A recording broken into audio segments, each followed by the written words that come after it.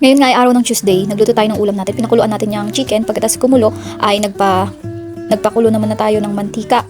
Then, nung kumulo na, nilagay na natin yung chicken, egg, para kumapit yung harina na nilagyan ko ng paprika, durog na na pepper, paminta kung tawagin, tapos yung garlic powder.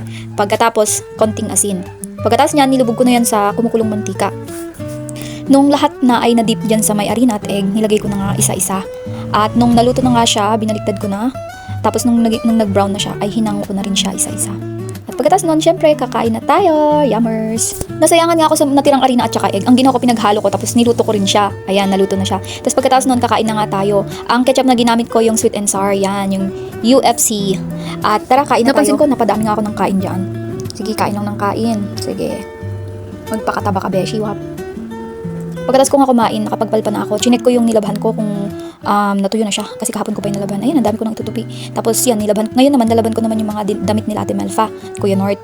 Then, pagkatapos nga noon, nagtupi-tupi na rin ako ng mga damit. Tapos, maya-maya, naisipan ko nga na itahi yung mga yung mga malalaki yung kamay. Yung nakikita yung kilikili. Ayaw ko kasi nakikita yung kilikili ay. Kaya medyo pinasikipan ko yung bandang niya dito, sa kamay niya. Tapos, pagkatapos nga noon, pagkatapos ko nga magtahi, iaakit ko na yung mga damit na yan.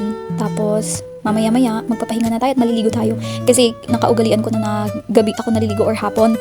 Para nang sa ganun, is kinabukasan, hindi na ako maliligo ng umaga kasi ang ginaw kaya.